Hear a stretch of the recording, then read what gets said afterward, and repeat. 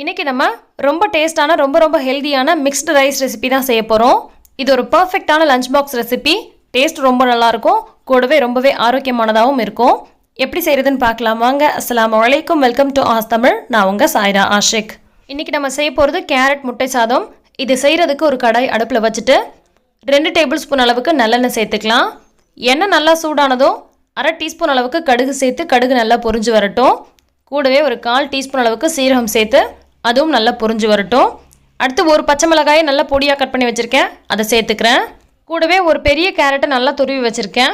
கேரட்டோட அந்த அடிப்பாகத்தை மட்டும் கட் பண்ணிவிட்டு நல்லா வாஷ் பண்ணிக்கோங்க. தோல் எதுவும் சீவ தேவையில்லை, தோலில் தான் நிறைய சத்து இருக்குது. ஸோ தோல் சீவாமல் நல்லா க்ளீனாக வாஷ் பண்ணிவிட்டு அதுக்கப்புறம் இந்த மாதிரி நல்லா துருவி எடுத்ததுக்கப்புறமா இதை நான் சேர்த்துருக்கேன். அரை கப் அளவுக்கு இருந்துச்சுன்னா போதும்.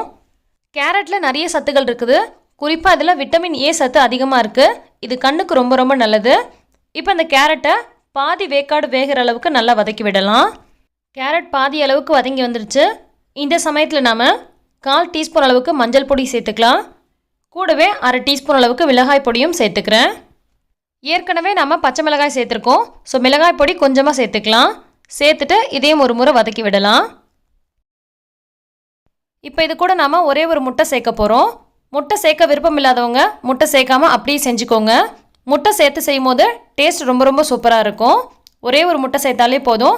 இதில் நீங்கள் நாட்டு முட்டை கூட சேர்த்துக்கலாம், அல்லது இந்த காடை முட்டை இருக்கு இல்லையா, அது கூட சேர்த்துக்கலாம். முட்டையும் சேர்த்து ஒரு முறை நல்லா கலந்து விட்டுட்டு இது கூட நம்ம 1 டீஸ்பூன் அளவுக்கு வெள்ளை எள்ளு சேர்த்துக்கலாம். எள்ளு ரொம்ப சத்தான ஒரு பொருள், சேர்க்கறதுனாலும் சேர்த்துக்கோங்க, அப்படி இல்லைனா அதையும் நீங்கள் ஸ்கிப் பண்ணிக்கலாம். நான் வெள்ளை எள்ளு 1 டீஸ்பூன் அளவுக்கு சேர்த்துருக்கேன்.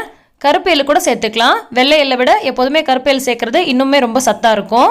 கொஞ்சமாக கருவேப்பிலை சேர்த்துட்டு இது எல்லாத்தையும் ஒரு முறை நல்லா கலந்து விட்டுக்கலாம்.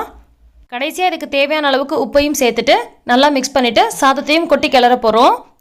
சாதத்தில் தேவையான அளவுக்கு உப்பு சேர்த்து வடிச்சிருக்கனால இதில் தேவையான அளவுக்கு மட்டும் உப்பு சேர்த்துட்டு நல்லா இந்த மாதிரி கலந்து விட்டாச்சு. இப்போ இது கூட நல்லா ஒரு 2 கப் அளவுக்கு சாதம் வடித்து எடுத்தது இது கூட சேர்த்துட்டு நல்லா மிக்ஸ் பண்ணி விட்டுக்கலாம். இதுக்கு பெருசாக அளவுகள்லாம் எதுவும் கிடையாதுங்க. கேரட் நிறைய சேர்த்திங்கன்னா நீங்கள் சாதம் கூட நிறைய சேர்த்து பண்ணலாம், அல்லது கேரட் கொஞ்சமாக தான் சேர்த்து வதக்குறீங்க அப்படின்னு சொன்னால் சாதம் கொஞ்சம் கம்மி பண்ணி சேர்த்துக்கோங்க. அப்போ சாப்பிட்றதுக்கு டேஸ்ட் ரொம்ப நல்லாயிருக்கும்.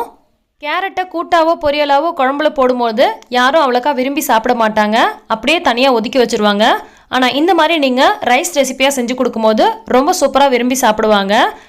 லஞ்ச் பாக்ஸாக கட்டுறதுக்கு இது ரொம்பவே சூப்பரான ஹெல்த்தியான ஒரு பர்ஃபெக்டான ரெசிபிங்க. கண்டிப்பாக ட்ரை பண்ணி பாருங்கள், உங்களுக்கும் ரொம்பவே பிடிக்கும்.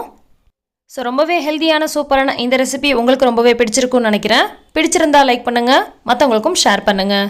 எல்லா புகழும் இறைவனுக்கே. நன்றி.